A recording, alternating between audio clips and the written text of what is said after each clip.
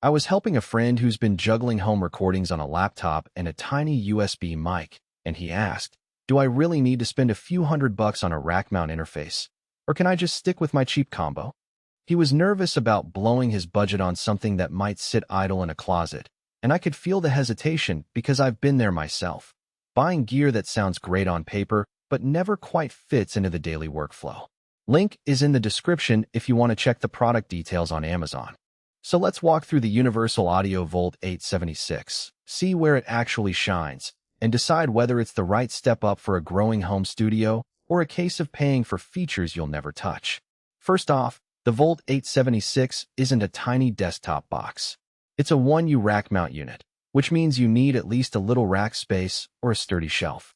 If you're already running a few pieces of gear, maybe a monitor controller, a hardware compressor, or a drum machine, the Volt slots in neatly and frees up desk real estate. For a pure laptop-only setup, that form factor can feel like extra bulk, so you have to decide if you're ready to dedicate a rack spot or a dedicated shelf. The good news is the unit comes with its own USB cable, so you don't need any extra adapters to get it talking to a Mac, Windows PC, or even an iPad or iPhone using the appropriate USB-C adapters. That broad compatibility is a real time saver because you won't be hunting for drivers every time you switch computers. Now, the heart of any audio interface is how it handles the signal. The Volt offers 24-bit/192 kHz conversion, which is more than enough headroom for professional-grade recordings. In practice, that means you can capture vocals or acoustic guitars with a clean, detailed conversion that won't introduce the kind of subtle hiss you sometimes hear on lower-end converters. The 8 microphone preamps are the real draw here. They deliver up to 60 dB of gain, which is plenty to bring a quiet condenser mic up to a usable level without cranking the gain knob and inviting noise. I tested a large diaphragm condenser on a vocal track, and the preamp gave a smooth, transparent boost. The tone stayed natural, and I didn't have to resort to a separate preamp box. If you're a multi-instrumentalist or you record bands, the 2 dedicated instrument inputs matter. Plug a guitar directly into the front panel jack, and you'll get a warm, slightly colored tone that's perfect for a quick demo or a home-recorded solo. The 8-line inputs on the back let you bring in keyboards, drum machines, or outboard gear without needing extra DI boxes. In a typical day, I'd have a vocal mic on channel 1, a guitar on channel 2, a synth on channel 3, and a drum machine feeding channel 4, all while keeping the remaining channels open for future expansion. The layout is intuitive. Knobs and meters line up in a logical order, so you spend less time hunting for the right control and more time tracking. Low latency monitoring is another point where the Volt earns its keep.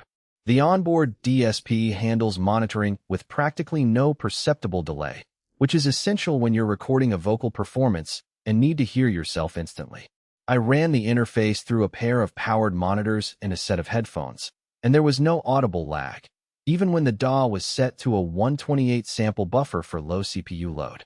The built-in Talkback mic is a small but handy feature for small project studios where the engineer might be in a different room. You can press the Talkback button, speak into the mic, and the signal routes straight to the headphones of anyone monitoring, making quick direction changes painless. One of the biggest practical strengths is the bundled Turnstile audio headphones and the 225-foot XLR Malato female cables. The headphones are well balanced and give you a decent amount of isolation without being overly pricey. For someone just starting out, this saves a separate headphone purchase and lets you test mixes on a neutral reference right out of the box. The long XLR cables also mean you can place the interface a few feet away from your desk without worrying about signal loss. A small convenience that becomes noticeable once you start arranging gear on a cramped table. But the Volt isn't without trade-offs. Because it's a rack mount unit, you can't just set it on a desk and expect the knobs to be comfortably reachable. You either need a rack shelf or a mounting kit. If you already have a compact desktop interface that sits on your desk, moving to a rack unit could feel like a step backward in convenience. Also, while the preamps are solid, they don't have the same character that some boutique units boast. If you're after a warm, colored preamp sound straight out of the box, you might still need a plugin or an external preamp to color the tone.